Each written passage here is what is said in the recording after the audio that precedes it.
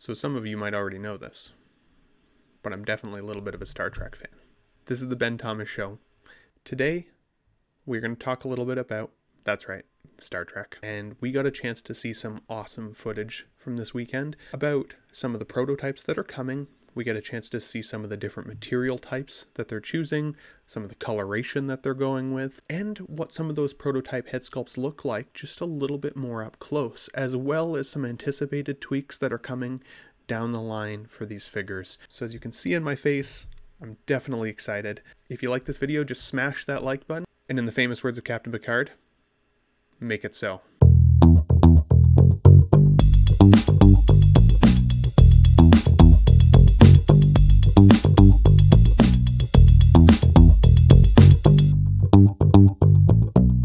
When I was a kid, I collected almost all of the Playmates Star Trek toys that I could even get my hands on. I never envisioned a world where I would have such lifelike representations of some of the best characters I think that have ever hit the silver screen. I've always loved Star Trek, and these guys are looking absolutely amazing. I am so excited about the future of EXO-6. And what I learned this weekend is that we're going to get a chance to see our favorite uniforms in all the various ways we've seen them through either television or movies. So let's take a look at the very first showing of two different colors of outfits for Lieutenant Commander Spock. Now, on the left, we get a chance to see the set accurate color, and on the right, we get to see the screen accurate color. I apologize because there is a little bit of feedback in my screen from the way that I took the video here. But wow, do I like that set accurate color. Both pop for me. But I really like the dark blue. I think that in my mind's eye definitely captures it. And look at the material choices here. When I envision Star Trek in my mind, this is definitely on par with material choices. I don't love that the communicator badges look like they're sewn on versus being a die-cast piece, but that's a very small nitpick. I think both of these options look really good, and I know that depending on what screen you may have watched Star Trek in the past, even that light blue on the right side may feel more accurate to you than the left side does to me. But this is really beautiful. Similarly, they're giving us next generation figures. You get to see on the left Geordi LaForge, and on the right Commander Riker. Now, Commander Riker, again, has always been one of my favorite characters. This is a chance that we're getting to see his head sculpt a little closer. You can see on the left, we get the set accurate color. And on the right, again, we get that screen accurate color. Now, to me, that screen accurate color comes through a little pink, which is a little strange to me. Again, I think the set accurate color is definitely more on point. I do feel like this face sculpt is still just ever so slightly soft for Jonathan Frakes, but I do think that they're going to improve it. And I mean, even still, it looks really, really good, and better than any, obviously, Star Trek Commander Riker I've ever seen. But the next one is the figure who Shauna coins as Reading Rainbow Guy. Geordi LaForge, of course, that's LeVar Burton, an amazing figure, amazing character, an amazing actor. The set accurate color on the left stands out to me still as being more accurate, whereas the screen accurate color, I do think I agreed based on if you're watching it on television. I think there's times that looks more accurate, but that mustardy color, I think, is better represented in the darker color than even what I'm seeing here with the Commander Riker. Again, the Commander Riker still looks more, to me, accurate on the left side. But I think it really depends on how you watch Star Trek as a kid, which I think is really unique and really is going above and beyond for EXO-6 to deliver on that. Having said that, it does make me wonder what production issues EXO-6 might actually have.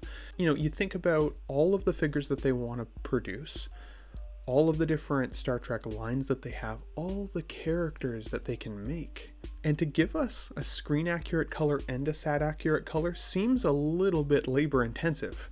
Not to look a gift horse in the mouth. I think it's really, really fucking cool. But I hope that depending on what's more popular, it doesn't necessarily then delay production on maybe the slightly less popular or, slightly less purchased options that they're going to have available for us. It's interesting to consider, for sure. But in the next part of the video, I'm going to take a look at some more of these figures that I'm excited about. The Locutus that is coming. and the regeneration terminals. Yeah, let's take a better look. Locutus of Borg is easily one of my favorite Star Trek characters, and the Borg are easily one of my favorite villains. I love that I'm getting a chance to see this now in a high resolution image, and I really love that they've made several different Patrick Stewart likenesses. They all look a little different, and it makes sense. We saw Captain Picard through many years of his career as a Star Trek captain, and he does look different all the way along. He obviously gets older. I think the unique part about Patrick Stewart is that he's looked very similar for his whole life. Even when he was a young man, he had that kind of older man look. And originally, they were going to give him a toupee, and in the first episode they shot with him, he had a toupee on, and it just didn't work.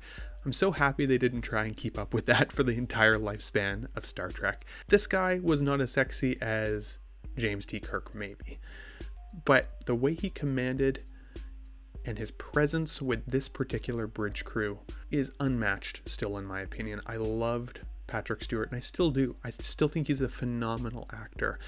Unfortunately, I think with Picard, he is getting to the age now where the television show Picard, he looks just a little on the frail side. He no longer has this youthful confidence that we get a chance to see with this particular head sculpt, but I love the tailoring of this outfit. It also means that if you missed the First Contact Picard, they're gonna make more. So don't stress too much. Don't pay those crazy aftermarket prices. Lastly, I respect the fact that EXO-6 has stayed true to the scaling of these actors. The scale looks to me bang on, and it bleeds directly into this next line that we're seeing, which is Star Trek The Wrath of Khan. I just watched these movies last night again, and it's been a while, and they're so good, but I wanted to watch them to see how good the tailoring actually is, and I think it's really on point here. I like the way that the suit jacket hugs the bodies here. I like how good Bill Shatner looks in terms of his likeness, as well as Leonard Nimoy as Spock. I think that the coloration is really, really good, and the threading is really, really good. I also like the material around the neck sleeve. I think that that is perfect. I always thought it was a weird kind of bumpy looking material that they wore, and I think they nailed it with this figure. I also really like that we've had a chance to see multiple iterations of Spock's face, because they did pilot his makeup in many different ways over the course of his career as Spock, and he looked different. He had darker eyebrows at times. He had different coloration in his makeup that he wore that gave him kind of a different, flushed look, or angry Spock look, or serious Spock look, or even the mirror image Spock look. And so I'm really happy, as you can tell, with these figures, even though I would say I'm definitely leaning more towards collecting the next generation. I know that The Wrath of Khan is some people's favorite Star Trek movie, and I feel like I can see the love for the characters from the developers in this company. They've gone out of their way to try and give Star Trek fans like myself and others the pieces that come with these movies, those iconic scenes. Having the warp core there where Spock dies next to, or this jacket that Kirk has to throw on to go down to the planet. These were all really iconic to the movie, and they stand out to me more than I even realized. When I was watching the film again yesterday, I looked for this jacket. This looks like a shrink ray version of that jacket. It is really good. And again, even just that warp core chamber in the back, as I said, was really funky. But I do really like the fact that they're trying, that for the price point of these figures, I feel like you cannot go wrong if you're a Star Trek fan. It's almost a little on the dangerous side, because $180 for a lot of these figures, with some of the stuff it comes with, is going to give other companies, in my opinion, still a run for their money when it comes to their pricing model, especially if EXO-6 continues to tweak and work on their head sculpts. I think they're already easily 9 out of 10. I think that they can improve, but I think every company can improve. And not every Hot Toys has a perfect head sculpt. Not every 3-0 or any of the other companies that we've seen out there. So Toys, they don't have perfect head sculpts yet either. But again, the companies that we're really starting to appreciate are giving us things that we want. Look at the phaser in the jacket there. That is such a cool little detail. And again, you can just recreate any scene, I feel like, from The Wrath of Khan. So very impressed. Now, I'm also happy to see that they're showing us works in progress. They're not just throwing something out there and then necessarily taking on the backlash if it's not ready. This outfit is a sweet looking outfit for the actress or the character Philippa Georgiou. And I think they're nailing it here. Maybe they don't have the likeness rights yet. Maybe they don't have the head sculpt dialed in yet. But I like that they're willing to show us the costume, because some of this tailoring and the material choices here are beautiful. Like, that is 100% going to pop in your collection. Even if you're not a Star Trek fan, I think that's going to draw the eye. So I'm really impressed, again, with EXO-6. Just being willing to communicate with the Star Trek community and show some of these sculpts. Again, I don't think that all of these sculpts are perfect. But again, I like the fact that they're giving us multiple options. Here's again that Spock face that has the darker eyebrows versus the more penciled in ones. It would have been easier for them to just toss us a Spock and say, there you go, you got your Spock, that's it. But they're giving us multiple options. That is really appreciated. I know, especially from the hardcore fans that are out there, who are going to want to collect every iteration and every look of all of these characters. But it does have me a little bit worried as well, because you see from that last image a Talosian in the front. Now, as cool as that is, the reason Hot Toys doesn't give us every figure we ever ask for is because there's only a finite amount of money, essentially, that's in the pool. And it's cool to have a concept, it's cool to have unique figures, but if they don't sell, the company will eventually go under, because they can't continue to make figures that just sit on a shelf. So I do worry a little bit that EXO-6 might be biting off a little bit more than they can chew, because what if we don't buy all of them? Like, for as cool as so many of these are, I probably won't buy them all. At least not myself. Some people are completionists, and I think that will work for them to a point, but I don't want to see EXO-6 again end up going out of business because they've gambled hard. They've thought Star Trek supporters are going to buy everything we make, and then we don't. But they have to be careful too, and it's still a business, and I don't run their business, so all I can do is hope, cross my fingers, and be excited. But what do you guys think of that? Let's take a look at this next figure. This is easily one of my favorite ones that EXO-6 has shown so far, and for a few reasons. I have always loved the look of these Klingons. And I say these Klingons because Discovery Klingons to me were not Klingons. That's a whole other video that I could honestly rant about, but we'll save it at that. To me, when I think of a Klingon, this is the type of outfit that I expect. And Christopher Lloyd is the actor who played this Klingon in the movie Search for Spock, and I just watched that last night, and wow, is this thing bang on. I mean, the look of the character, Christopher Lloyd was not frail in that movie. He was intimidating. He had some power behind his words and his actions, and the fight scene with Kirk at the end of that movie was badass. This figure is blowing me away. Look at all the soft touch materials, the outfit that he comes with, the boots are on point with the spikes. I loved his cape here. I'm so freaking excited to get this guy in my collection, even if for the rest of it I collect mostly Next Generation. They also gave us a slightly better look at Quark from Deep Space Nine. The Ferengis have always been such a unique alien species, and their iconic ears are styled perfectly here, in my opinion. I love the way, and actually Zach from Collecting Weekly pointed this out, I love the way that the light shines through the ears. It makes them look really real, not just like sculpted plastic, which I definitely appreciate. And the cut and sew and coloration of this outfit is so cool. Would I put this guy in my collection? Not sure yet. Haven't sold myself on it yet. But if I wanted to pick up a Ferengi for my collection, it hits every button that I would look for this character. So, bravo, EXO-6. Bravo. This is beautiful. If they continue to give us all of the different species in Star Trek at this level of quality, us Star Trek collectors, we are in trouble, son. And it really does make me wonder, what else is going to come from EXO-6? What else do they have planned? I mean, there are so many cool Star Trek figures out there that could be made, so many iconic characters that just stand out. I mean, think about Jerry Ryan's portrayal of 7 of 9 or Annika Hansen. We haven't had a chance to see this figure yet very much, but here she is.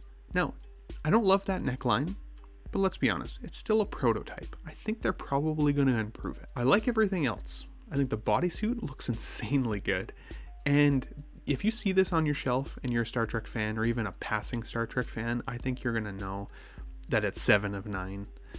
Similarly with Judge Q. Now, I've got this guy on pre-order right now. This video actually has me a little bit on the fence with him, I'm not gonna lie. I'm not totally yet sold that he's gonna fit my collection, but I love Judge Q. I don't like that we're seeing some of the material fraying there, but again, this is a prototype. They get used quite a bit for displays and stuff, so I'm not too worried. I do think these guys look amazing. Captain Jonathan Archer on the left, and Captain Christopher Pike on the right. I'm really happy with the way their faces look, and I do think that Scott Bakula as Jonathan Archer on the left there is insanely good. And I love Scott Bakula. If you're a Quantum Leap fan, or if you ever heard of Quantum Leap, I also recommend that show with him in it. An insanely good show back from the day. Now, one of the only other takeaways that I did want to share from that video that I got to see online this weekend was that these are prototypes still. That only, what I think he said, 5% of these are finished, which means that any of you out there that are feeling like maybe some of these head sculpts are still a little soft in your opinion, that's okay. Art is subjective. I think we get to look forward to still seeing improvements on these, which is awesome because I'm already really happy with how they look. But I'd like to pass the question back off to you guys. What are your thoughts on the different coloration of the outfits that we got to see? Does this better look at these figures make you want more of them? Does it make you want any less of them? For me, again, my excitement for Q is a little diminished seeing how the cut and sew looks on him and his tailoring and his outfit a little bit, but not necessarily a deal breaker. And I love John Delancey as Q. He's, for me, always been such an iconic character, so I'll probably still let him come to the collection. Let's be honest. But again, I want to hear from you guys. Who are you excited about? What were your thoughts on some of these preview images we got a chance to see? Thank you to Adam Savage out there who gets a chance to have these interviews and showcase some of this material, because it just gets figure collectors like myself absolutely so excited about what's to come. If you guys like this video, please just hit the like button, hit the subscribe button. I'm going to keep talking Star Trek every time I see something new come out. And let's get on board with getting excited about it, guys. It's a happy community. Thanks for everybody who always messages me about Star Trek. I think it's really fun to read, and I like getting into those conversations with you guys. So this is the Ben Thomas Show. It's been another Star Trek episode. Thanks for coming by, everybody, and I'll catch you on the next video.